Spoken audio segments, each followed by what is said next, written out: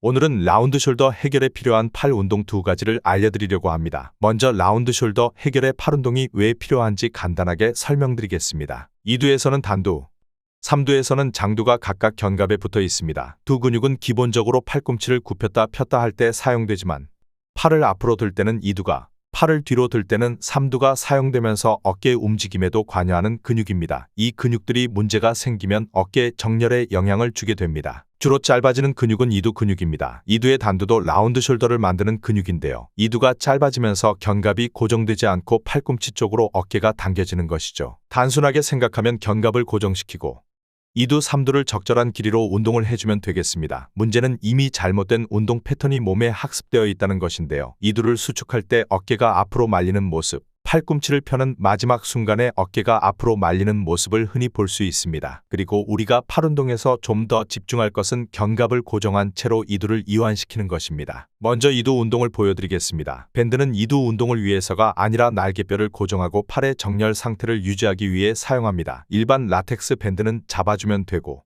루프 밴드는 손목에 착용해 주세요. 그리고 팔을 바깥쪽으로 약간 회전시켜 팔꿈치 안쪽이 정면을 보는 자세로, 주먹은 마주보는 자세로 만들어주면 됩니다. 어깨 측면과 후면에 힘이 들어오면서 날개뼈가 약간 뒤로 당겨지는 느낌이 들 것입니다. 이때 허리나 등이 과하게 펴지지 않게 주의해 주세요. 이제 팔을 접어줄 것입니다. 어깨와 팔꿈치는 동작 내내 가능한 수직선상에 고정시켜줘야 합니다. 팔을 접는 동작에서 팔꿈치가 약간 앞으로 나가는 정도는 괜찮습니다. 덤벨은 잡아도 되고 안 잡아도 되지만 사용할 거라면 가벼운 무게로 설정해 주세요.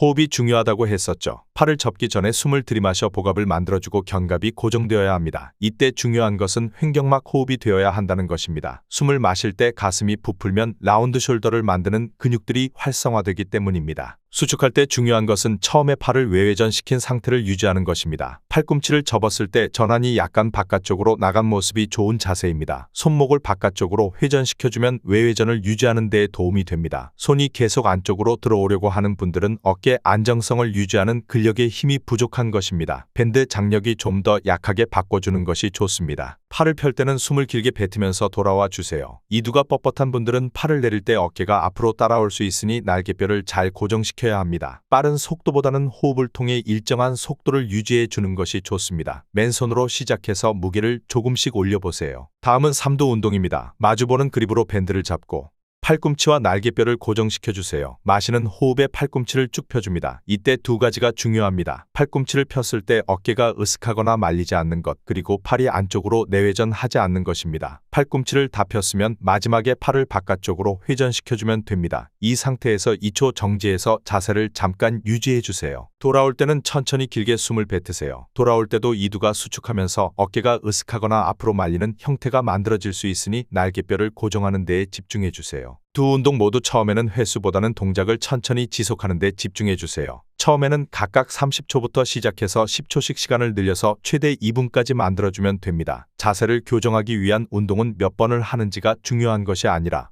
올바른 자세를 유지할 수 있는 시간이 중요합니다. 오늘 운동에 대해 궁금한 점, 다른 자세에 대한 질문은 댓글로 남겨주세요. 자세의 모든 것 파워라테스였습니다.